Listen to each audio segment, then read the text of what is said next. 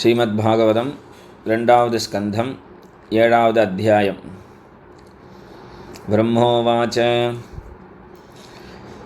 यत्रोद्यतः क्षितितलोद्धरणाय बिभ्रत् क्रौडीं तनुं सकलयज्ञमयीम् अनन्तः अन्तर्महार्णव उपागतमादिदैत्यं तं दंष्ट्रयाद्रिमिव वज्रधरो ददार जातोरुचेरजनयत्सुयमान् सुयज्ञ आकूतिसूनुरमरानथ दक्षिणायां लोकत्रयस्य महतीम् अहरत्यदार्तिं स्वायम्भुवेन मनुना हरिरित्यनूक्तः जज्ञे च कर्दमगृहे द्विजदेवहूत्यां स्त्रीभिः समं नवभिरात्मगतिं स्वमात्रे ऊचे ययात्मशमलं गुणसङ्गपङ्कम् अस्मिन् विधूय कपिलस्य गतिं प्रपेदे अत्रेरपत्यमभिकाङ्क्षत आगतुष्टो दत्तो मयाहमिति यद्भगवान् स दत्तः यत्पादपङ्कजपरागपवित्रदेहा योगर्धिमा पुरुभयीं यदुहैहयाद्याः तप्तं तपो विविधलोकसिसृक्षया मे आदौ सनात्स्वतपसः स चतुस्सनोऽभूत् प्राक्कल्पसम्प्लवविनष्टमिहात्मतत्त्वं सम्यग्जगादमुनयो यदचक्षतात्मन् धर्मस्य दक्षदुहितरी अजनिष्टमूर्त्यां नारायणो नर इति स्वतपः प्रभावः दृष्ट्वात्मनो भगवतो नियमावलोपं देव्यस्त्वनङ्गपृतना घटितुं न शेकुः कामं दहन्ति कृतिनो ननु रोषदृष्ट्या रोषं दहन्तमुत तेन दहन्त्यसह्यं सोऽयं यदन्तरमलं प्रविशन् बिभेति कामः कथं नु पुनरस्य मनस्रयेत विद्धः सपत्नी उदितपत्रिभिरन्तिराज्ञो बालोऽपि सन्नुपगतस्तपसे वनानि तस्मादध्रुवगतिं गृणते प्रसन्नो दिव्यास्तुवन्ति मुनयो यदुपर्यधस्तात् यद्वेनमुत्पथगदं द्विजवाक्यवज्र विप्लुष्टपौरुषभगं निरये पतन्तं त्रात्वार्थितो जगति पुत्रपदं च लेभे दुग्धावसूनि वसुधा सकलानि येन नाभेरसौ ऋषभ आस सुदेवि सूनुः यो वै चचार समदृग्जडयोगचर्यां यत्पारमहंस्यं ऋषयः पदमामनन्ति स्वस्थप्रशान्तकरणः परिमुक्तसङ्गः सत्रे ममास भगवान् हयशीरशाथो साक्षात् स यज्ञपुरुषस्तपनीयवर्णः छन्दोमयो मखमयोऽखिलदेवतात्मा वाचो बभूवुरुषती श्वशतोऽस्य नस्तः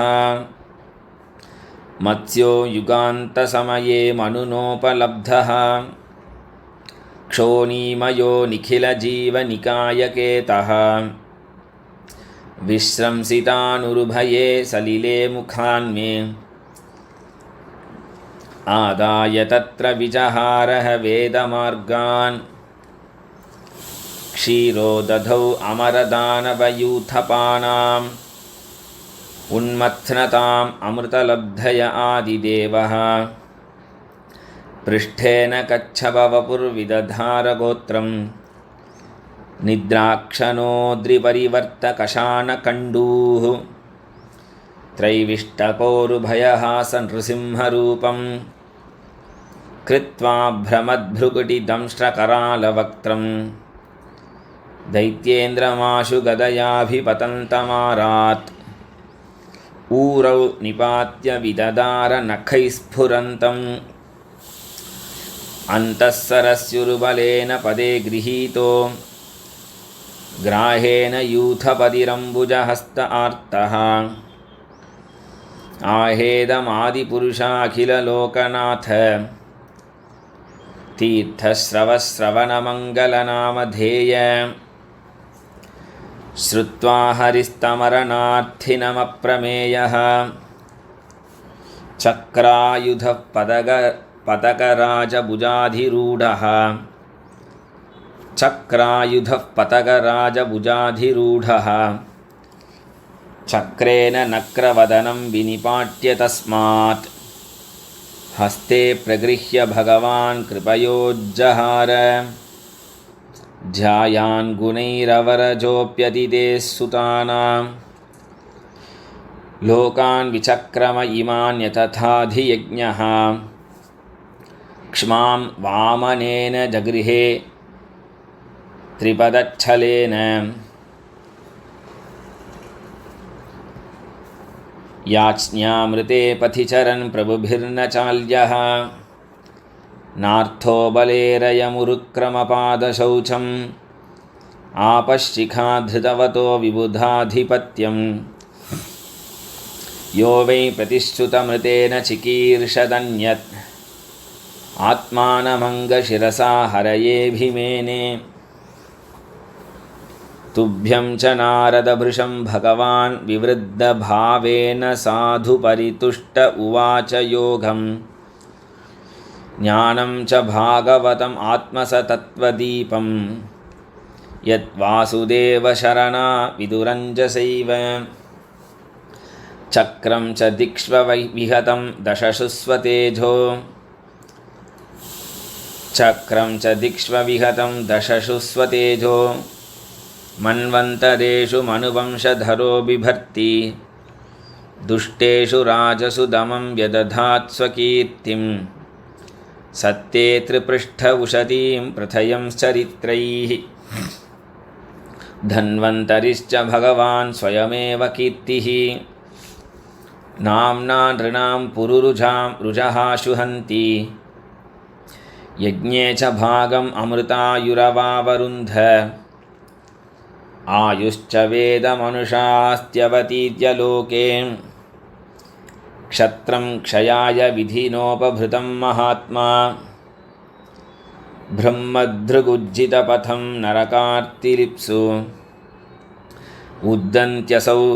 अवनिकण्टकमुग्रवीर्यः त्रिस्सप्तकृत्व उरुधार परश्वधेन अस्मत्प्रसादसुमुखकलया कलेश इक्ष्वाकुवंश अवतीर्य गुरोर्निदेशे तिष्ठन्वनं सदयितानुज आविवेश यस्मिन् विरुध्य दशकन्धर आर्तिमाच्छत् यस्माददात् उदधिरूढभयाङ्गवेपो मार्गं सपद्य रिपुरं हरवद्दिधक्षोः दूरे सुहृन्मथितरोषसुशोणदृष्ट्या तातप्यमानमकरोरगनक्रचक्रः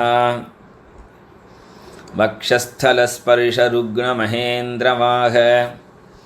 दन्तैर्विडम्बितककुब्जुष ऊढहासं सद्योऽसुभिः सह विनेष्यति दारहर्तुः विस्फूर्जितैर्धनुष उच्चरतोऽधिसैन्ये भूमे सुरेतरवरूथविमर्दितायाः क्लेशव्ययाय कलयासितकृष्णकेशः जातः करिष्यति जनानुपलक्ष्य मार्गः कर्माणि चात्ममहिमोपनिबन्धनानि तोकेन जीवहरणं यदुलूकिकायाः त्रैमासिकस्य च पदाशकटोपवृत्तः यद्रिङ्गतान्तरगतेन दिवि स्पृशोर्वा उन्मूलनं तिथरथार्जुनयोर्न भाव्यं यद्वैव्रजे व्रजपशून् विशतोऽयपीथान् पालां स्वजीवयत् अनुग्रहदृष्टिवृष्ट्या तच्छुद्धये अतिविषवीर्यविलोलजिह्वं उच्चाटयिष्यदुरघं विहरन् हृदिन्यां तत्कर्म दिव्यमिव यन्निशि निश्शयानं धावाग्निना शुचिवने परिदह्यमाने उन्नेष्यति व्रजमतो वसितान्तकालं नेत्रे पिधाय सबलो नधिगम्य वीद्यः गृह्णीत यदुपबन्धममुष्य माता शुल्भं सुतस्य न तु तत्तदमुष्यमाति यज्जृम्भतोऽस्य वदने भुवनानि गोपी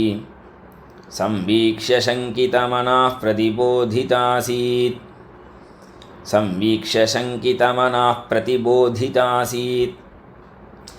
नन्दं च मोक्षति भयात् वरुणस्य पाशात् गोपान् बिलेषु पिहितान् मयसूनुना च अन्यापृतं निशिशयानमतिश्रमेण लोकं विकुण्ठमुपनेष्यति गोकुलं स्म गोपैर्मखे प्रतिहते व्रजविप्लवाय देवेभिवर्षति पशून् कृपयारिरक्षुः दर्थोच्छिलीन्द्रमिव 7 दिनानि 7 वर्षो महीद्रमनघैककरे सलीलम् क्रीडन् वने निशि निशाकररश्मिगौर्यां रासोन्मुखः कलपदायतमूर्च्छितेन उद्दीपितस्मररुजां व्रजभृद्वधूनां हर्तुर्हरिष्यति शिरोद्धनदानुगस्य ये च प्रलम्बखरदर्दुरकेश्यरिष्टमल्लेभकंसयवनाः कुजपौण्ड्रकाद्याः अन्ये च शाल्वकपिबल्वलदन्तवक्त्रसप्तोक्षशम्बरविदूरथ रुक्मिमुख्याः ये वामृधे समितिशालिन आत्तचापाः काम्भोजमत्स्यकुरुकैकयसृञ्जयाद्याः यास्यन्त्यदर्शनमलं बलपार्थभीमव्याजाह्वयेन हरिणा निलयं तदीयं कालेन मीलितधियाम् अवमृश्य नृणां स्तोकायुषां स्वनिगमो बत दूरपारः हाविर्हितस्त्वनुयुगं सहि सत्यवत्यां वेदद्रुमं विटपशो विभजिष्यति स्म देवद्विषां निगमवर्त्मनि निष्ठितानां पूर्भिर्मयेन विहिताभिः अदृश्यतूर्भिः लोकान् घ्नतां मतिविमोहमतिप्रलोभं वेषं विधाय बहुभाष्यत औपधर्म्यं यर्ह्यालयेष्वपि सतां न हरेः कथा स्युः पाखण्डिनो द्विजजना वृषला नृदेवाः स्वाहा स्वधा वषडिति स्म गिरो न यत्र शास्ता भविष्यति कलेर्भगवान् युगान्ते सर्गे तपोहमृषयो नवये प्रजेशाः स्थाने च धर्ममखमन्वमरावणीशाः अन्ते त्वधर्महरमन्युवशासुराद्या माया विभूतय इमा पुरुशक्तिभाजः विष्णोर्नुवीर्यगणनां कथमोर्हतीह यः पार्थिवान्यपि कविर्विममे रजांसि च स्कम्भयस्वरं हसास्खलतात्रिपृष्ठं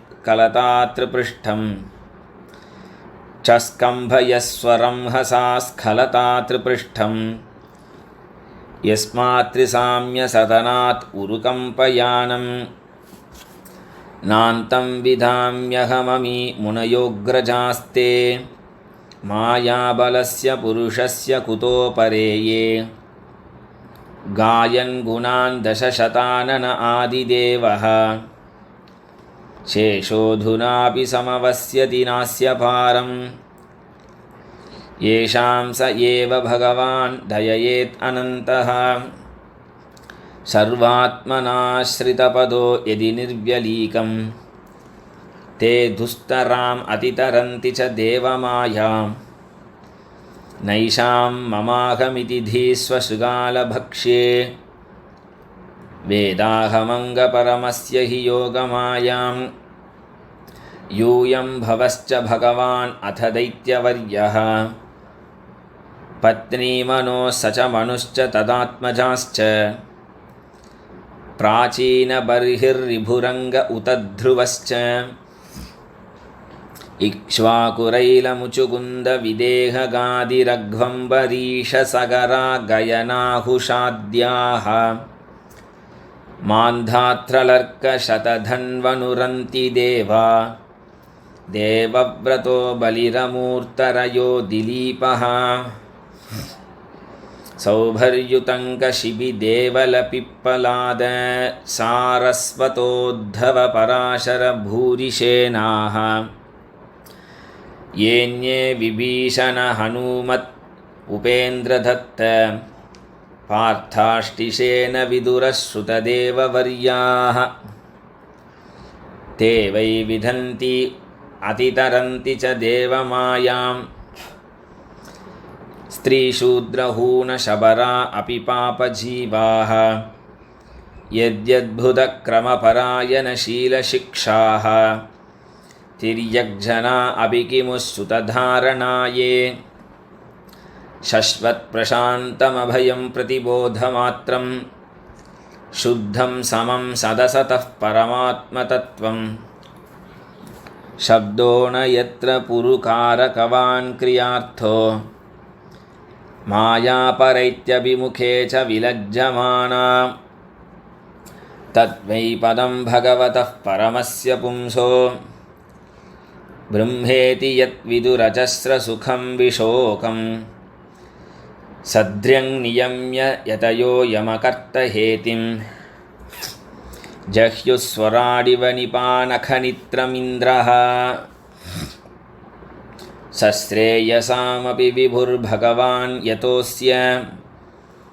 भावस्वभावविहितस्य सतः प्रसिद्धिः